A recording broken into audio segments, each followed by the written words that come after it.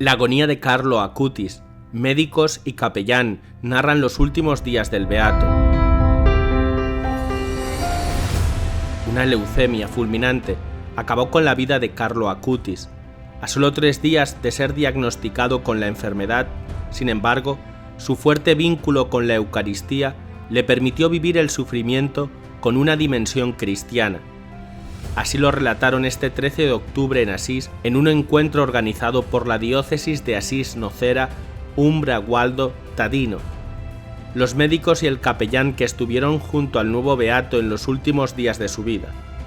El padre Sandro Villa fue capellán del hospital de San Gerardo cuando Carlo Acutis fue diagnosticado y tratado de leucemia.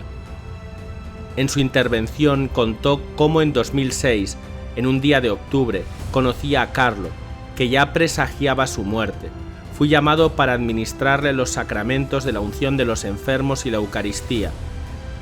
En una habitación al fondo del pasillo me encontré delante de un muchacho. Me sorprendió su rostro pálido, pero sereno, impensable en un enfermo grave, especialmente adolescente. Quedé maravillado por su compostura y por la devoción con la cual, también con fatiga, recibió los 2 sacramentos. El padre Villa narró cómo Carlo parecía esperar los sacramentos, tenía necesidad de ellos. Fue el único encuentro que tuve con Carlo, que permaneció en el hospital muy pocos días. Fue un encuentro breve, porque estaba sufriendo. Las únicas palabras que intercambiamos fueron los saludos recíprocos y su agradecimiento. Tras administrar los sacramentos a Carlo, la madre me acompañó fuera de la estancia. Tenía el rostro cansado, transformado por la tragedia que se estaba abatiendo sobre su familia. Con decisión me dijo: «Lo harán santo». No me pareció el momento de profundizar en esa afirmación. Pensaba en un muchacho valiente, bueno, que frecuentaba el oratorio y que era asiduo a los sacramentos, que rezaba puntual en sus deberes como hijo y como estudiante. Durante un breve periodo de tiempo, regresaba a mi mente la frase de la madre y el rostro sereno de Carlo.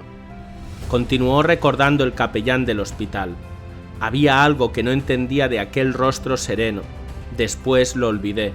Pasados algunos años, al padre Villa ya lo habían trasladado de hospital.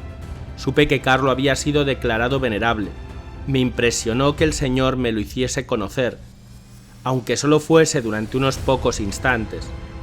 Mi vida se había cruzado con la suya, un encuentro pensado por Dios desde la eternidad. ¿Quería el Señor decirme algo? Yo quería estar presente en la clausura de la fase diocesana del proceso de beatificación, así que decidí conocer su vida. Descubrí que era un enamorado de Jesús presente en la Eucaristía y comencé a comprender alguna de sus palabras. Su lema: todos nacen como originales. Lo interpreto así: para cada uno de nosotros, Dios, en su amor, establece un recorrido personal de santidad para su propia realización plena. En el encuentro celebrado en Asís, también intervinieron los médicos Andrea Biondi y Monchilo Jankovic, médicos de Carlo Acutis en la Clínica Pediátrica y Centro de Hematología Pediátrica del Hospital San Gerardo de Monza. Con emoción recordaron cómo Carlo fue como un meteorito, con un paso rápido por nuestro planeta. La leucemia se lo llevó antes incluso de que pudiésemos conocerlo un poco bien.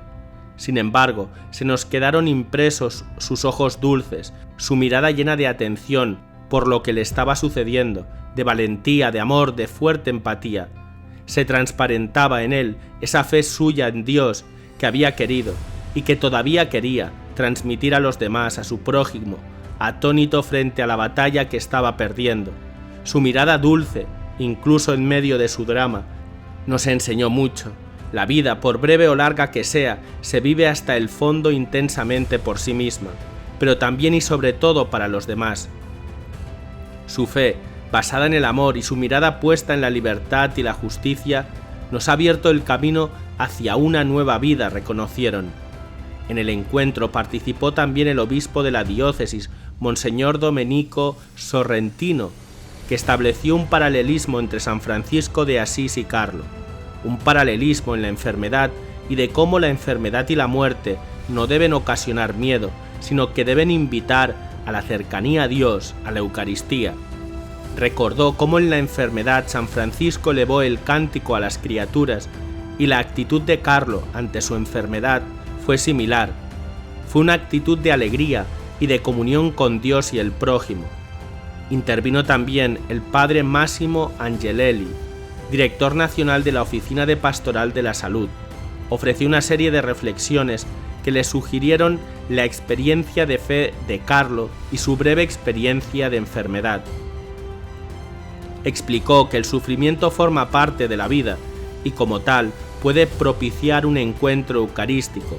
El sufrimiento en sí no es buscado, no se contempla, solo le podemos dar un valor en sí al sufrimiento. El sufrimiento es una dimensión de la vida, una dimensión natural como la muerte. De esa manera, con nuestras decisiones podemos leer el sufrimiento con una lectura de esperanza o con una lectura de rechazo. Carlo vivió la experiencia de la enfermedad y la muerte como lo hizo porque toda su experiencia tuvo un fuerte vínculo con la Eucaristía.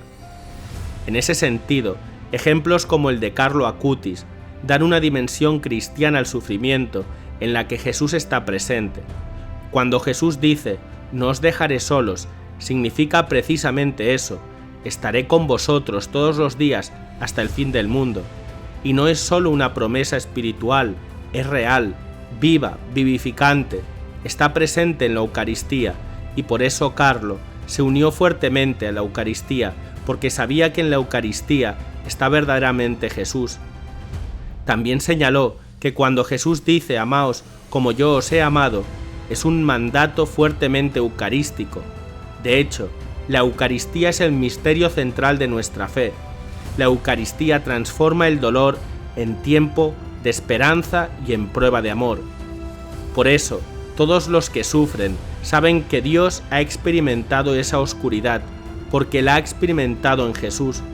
Todo dolor puede ser transformado en alegría. Es posible, no es obligatorio, pero sabemos que de cualquier modo ese dolor puede ser transformado en alegría. Por otro lado, se preguntó, ¿cómo se hace para transformar el sufrimiento en luz? He visto tanto sufrimiento oscuro, tanto sufrimiento que buscaba la luz, personas que han sufrido dramas enormes, como la pérdida de su hijo. Y perder un hijo con 15 o 16 años es un sufrimiento enorme. Eso es posible cuando continuamos toda nuestra vida en presencia de Dios.